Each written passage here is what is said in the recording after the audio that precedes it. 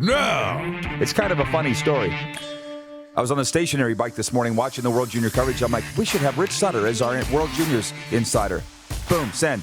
I sent it to Rich. How about that? Not Clark. So Rich wrote me back, I'm in! When Christmas rolls around, everybody's going to be locked down.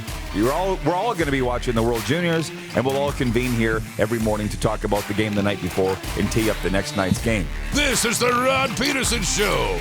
Good morning, Canada and Canadian sports fans around the world. Welcome to the RP Show. We are back on Game Plus TV, and we're very excited about it. How you doing, Moose? I'm great. Brand new week, and as you can see by the guest board, a lot of hockey talk coming up. NHL great, current pro scout, Columbus Blue Jackets Rich Sutter will be joining us here right in the bunker in hour one. He is here scouting in the Dub Hub. We're very excited to welcome Richie to the show here. He's already won the Rockstar of the Day for Rockstar Supply Chain Solutions. He's got the hat. It's already done. And in hour two, from the Winnipeg Jets radio broadcast crew, Jamie Thomas will be joining us because I'm wondering. Well, I'll get to the question here in the Quick Six show topics. Let me just say this. How was your weekend? It was awesome. You know, it seemed like really quiet and almost too long. I'm waiting to get back in here, and then it kind of got jump-started early. It felt like the weekend ended at about 7 o'clock last night when we showed up to the rink. Yeah. You know, yeah, that's totally it. But I had predicted a lot of pizza pops and NASCAR on the weekend, and I didn't really have much of either. Well, that's probably a good. Well, not the NASCAR, but the pizza. I was watching National Hot Rod Association races out of Vegas, though. Sweet. So, but not NASCAR. All right, let's go to the Quick Six show topics, please, Director Jordan. Thank you. I'm going to get to the football topics, but first I'm just going to say Sunday's NHL leftovers. We were doing a hockey game last night in the Dub Hub, so your Leafs, did it kill you not to be able to watch your Leafs in Vancouver? I watched most of it. I didn't get to watch the end of it, so... Which is all that mattered. It was all that mattered was the end of it. Well, that's the thing. Was there only one game in the NHL Sunday? Because it seemed that way. That's my first leftover. This morning on SportsCenter, 10 minutes dedicated to the Canucks and the Leafs, which Vancouver won in overtime. And I kind of kid. It was an impressive win by Vancouver. I see one of our first commenters here said, Kenneth from Regina says, how shocked are you to see Vancouver win after weeks away? Was that a shock? It was in their barn. You wondered, I kind of thought it was either going to go one way or the other, like it was going to be on the extremes, right? They were going to be really rested and they were going to come out and flying, or they were going to get taken behind the woodshed. But you know what? When you have games like this, or you have things that the team goes through, and you kind of have your back against the wall, those teams seem to come out together, right? You get to see what they're made of. And so it tells me a lot about the culture in Vancouver. Yeah, and I guess they're not predictable, but it looked like a heck of a hockey game. Again, we were in the double. But it's led to my question, who is the number one team in Canada? Because Toronto beat Edmonton, Winnipeg beat Toronto, Edmonton beat Winnipeg. It's like a cat chasing its tail. Who is the best team in Canada, and does it even matter? I mean, we'll get into this with Rich Sutter next segment when he joins us, but how important is it to finish in first in Canada? Obviously, you want to finish as high as you can, but how important is it versus, well, we're in the home stretch here, just being ready to go come playoff time? It really feels like it's going to be Toronto, Winnipeg, Edmonton. It's not necessarily in that order as the top three. Not that I want to take anything away from Montreal because they're a good hockey team. I think finishing first matters. I do. I think that 2-3 series is going to be a dogfight, but again, if you get in, you don't know what you're going to get. You're going to get Montreal no matter what if you finish first. They're all going to be good, though. Yeah. There's a lot of people commenting. We're going to send a shout out to Mike Abu-Meshrik, our good friend Mike, 10-year CFLer, Grey Cup champion, panelist here, who is in Toronto, and he's already said it. He's put it on Facebook, so it's not a secret. He's there to donate a kidney. So way to go, Abu. Awesome. A lot of people just wishing him well. He's in the hospital all week. A lot of us don't understand how this works. Probably a good thing. Mm-hmm. And I think the procedure's Thursday. So we're saying Abu strong here on the program. I just want to point out Canada's team, the Vegas Golden Knights, have won 6 in a row. And they're tied. Rich, look at the look. Canada's team They are tied with Colorado for the most points in the National Hockey League. Just putting it out there. And I'll say this, it's Marleau Monday. Tonight, Patty Marleau of Aneroid, Saskatchewan will play game number 1,768, breaking Gordie Howe's record. And I'll just say this has been rattling around in my cranium. People say, yeah, but Gordie played another however many more in the WHA 1,000. Hey, it's pro hockey, but how come in the NFL they don't acknowledge CFL stats for combined? Guys that played in both leagues, like Fluties, for instance. Yeah. They don't acknowledge that. No, they don't. And pro hockey in the American League, too. We're not counting those games. I mean, it's the National Hockey League, right? It's a big deal. And I mean, I wasn't around for the WHA days, so I can't compare that. But no, I'm just saying. It's a big deal. Don't take anything away from Patty. It's a huge deal. Huge. Number one. Gordie had number one in both, right, for the longest time. Yeah. So way to go, Patty Marleau. And I think the coolest thing is both those guys are Saskatchewan guys. Point 2 of the Quick Six show topics today is, hey, I misquoted myself. For the football people that are watching, the clip that went up yesterday from our content creator, Nelson Vo, where I said it feels like the CFL is trying to distract us with the global draft and the Canadian draft. I misquoted myself, and I guess I got to be careful now when we're on national television. Every little thing you say touches off a firestorm, and it isn't what I meant. I was explaining it to you last night in the press box. What I meant was they're bringing out little appetizers, like a little shrimp, and a little escargot. And I'm like, get out! I want the steak. So they're trying to appease you with littler things when the bigger story is this. Yeah. So a distraction would be like what my mom said when on the farm when she was making supper for the farm hands at seeding her harvest. The guys would come in for supper, and if she didn't have it ready, she would set the table. And they would all think that it was coming. She was distracting them. And it worked. Yeah. Until she had supper ready. It's a little different. I don't think the CFL is trying to distract us with anything, but they're giving us little appetizers, and it's not filling our appetite. But then you keep eating and keep drinking all these little things, and eventually when they say, oh, the steak's not coming, you've already had enough. You're like, well, I'm kind of full anyway, and it's already November. It's time to go do something else. Like, I already got to go. So maybe that's the hope, but yeah, I get it. Are we saying the steak's coming or not coming? I guess is the bottom line on this. I still want the steak, so yeah. So as long as you want it, I'm optimistic that it's coming. I'll sit at the table. You're willing to wait, okay? Oh, for sure. We don't really have a choice. We'll sit here and visit. We got good company. I'm not at the table by myself. We don't really have a choice. But I guess the point is I saw this a lot on the weekend from Twitter, from people. Like, I'm really getting worried about the CFL season. I'm worried about this. Well, the federal budget's coming down, today? And the CFL, I guess their decision will be hinged somewhat to the federal budget. So we'll see where it goes. I guess my point is I misquoted myself. CFL is not trying to distract us. They're just trying to tease us with appetizers. Then it's not filling our hunger. Mm-hmm. Point 3, I've split it. The first part, the new Cincinnati Bengals uniforms. Can you put it up, guys? Because Cincinnati, ESPN Radio, they say, Mo Egger, our good friend, said, I just want to know what Rod thinks about this. So you know the story between Mo Egger and I with Cincinnati, 1310 radio there. We had a little bit of rivalry. I don't know about those Bengals jerseys. I said to Mo, did they change them at all? It's not a huge... And by the way, they're watching us on Buckeye Cable down there on Game Plus TV all through the Cincinnati area. I'm not going to poo-poo it, but how about winning some games and making the playoffs? Yeah.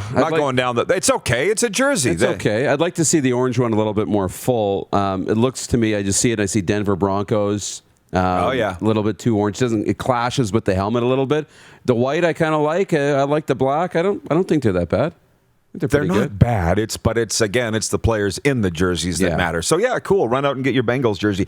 I'm splitting that with a late add-on. Russ Jackson, the greatest Canadian quarterback ever in the history of the CFL. Did you see his quote from 3 Down? I did. He told John Hodge that his heart sank when he heard that there was a merger potentially happening between the CFL and the XFL. And I guess this kind of dawned on me last week. And because I'm so a forward thinker, I'm not a backward thinker. So as far as the CFL 3-down Canadian game, it kind of took for Russ Jackson to say it versus some of these other people in the CFL where it's really upsetting where he could see this Canadian game die. Well, talking with the governing bodies of junior football in this country, university football in this country, Canadian football is not going to die. But the CFL way of life may. And when Russ says it, it kind of hits home a little more, right? So I'm like, oh, okay. Well, so what? I think we've said this. Would you want to keep banging your head against the wall against a league that's hand to mouth and has been for 100 years, or merge with an American league, more people, more population, more players, more prosperous? I'm still not changing my mind, but what Russ said just kind of brought it home to me a little more. Fair? Yeah. No, it just brings to light the seriousness of this and what it means and how people are going to be affected by this, and, really hits home with the seriousness of the situation that the CFL's in and what we stand to lose if we move this way, but doesn't mean that we don't need to move in that direction. Doesn't mean we have to, but even if we do, it just kind of brings to light, look at, this isn't a small thing that's happening right now. It's no small thing. Well, and is it happening at all? I mean, back to this, you see people are very upset saying, if this is going on and being talked about behind closed doors and it's a secret to everybody, this is wrong. That's from former chairman in the Canadian Football League, that the fans and the media and certainly the players should be kept abreast of what's going on behind closed doors in the CFL. But I'm kind of at a point now where it's not going to happen. I'm tired of arguing. And when people say, I'm tired of this XFL thing, I feel like it is just beginning, but I'm certainly tired of arguing. I'm going to stop here and drop anchor for a second on some of these comments. Jeff, the Stamps fan, regarding the Bengals jerseys, says it looks like they're old unis. Okay, that's what I thought. That's why I tweeted it. Well, I think we need a side-by-side. It's like spot the differences. I tweeted it at Mo Egger. I'm like, did they change? Whatever. Good. Way to go, Bengals. As Jeff in Winnipeg says, Bengals still going to suck.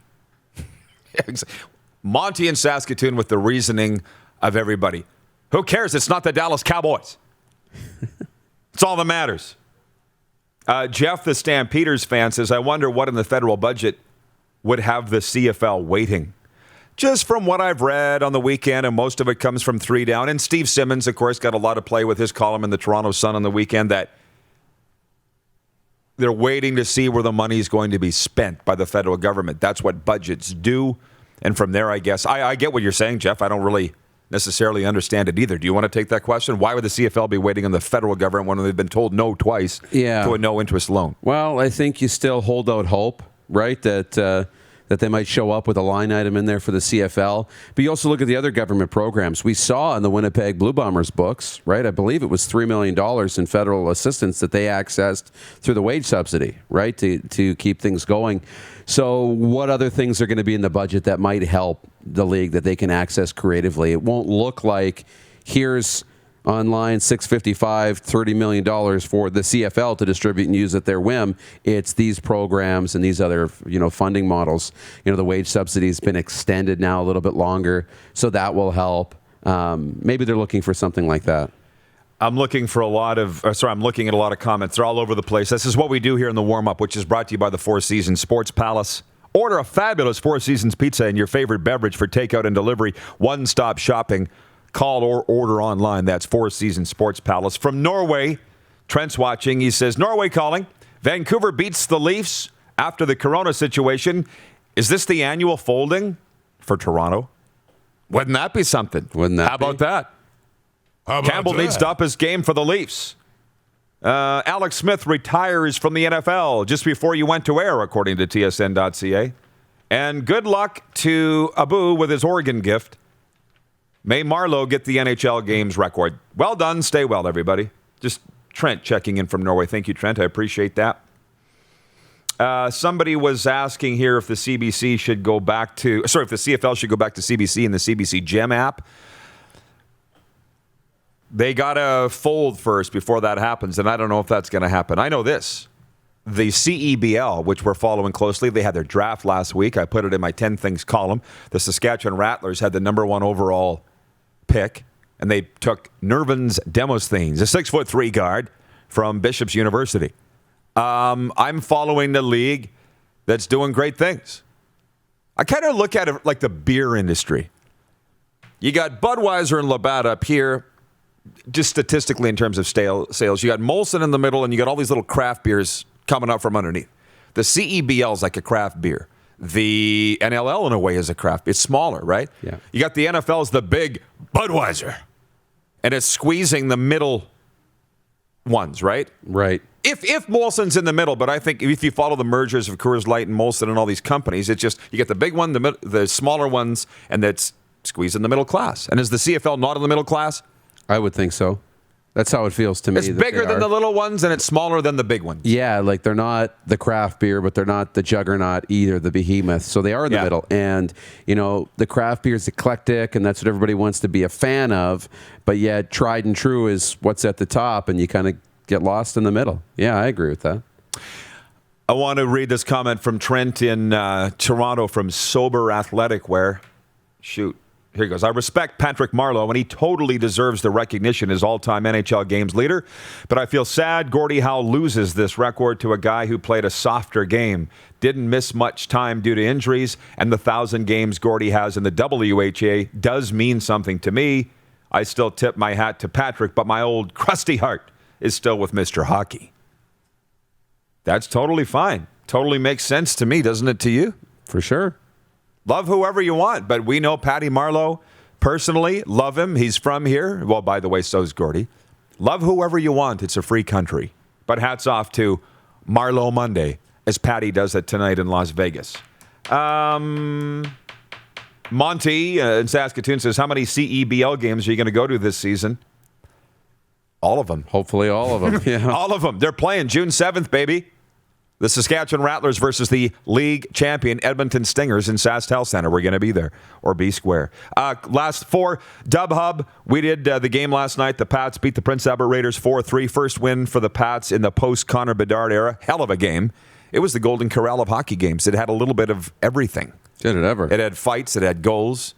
It had injuries. Mm-hmm. Old-time hockey last night in the Dub Hub. Another doubleheader today.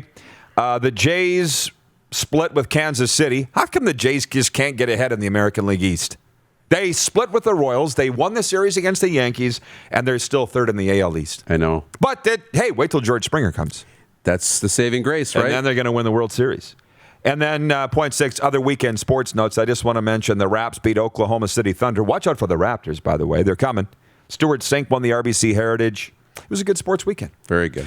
Dubes, we'll see you a little later. See you next hour. I think a good face-off later on might be this. If the CFL, XFL merges, does Canadian football die? Ooh. You think about that. I will. Rich Sutter in the bunker next. It's our Monday morning coffee get-together for Caliber Coffee. You're watching the RP Show on Game Plus TV Network, YouTube and Facebook Live, and 24-hour sports talk for Suds Full Service Car Wash at rodpeterson.com. Listen live. You're watching Rod Pedersen on demand. For more of the Rod Pedersen Show, visit rodpeterson.com or follow Rod Pedersen on social media.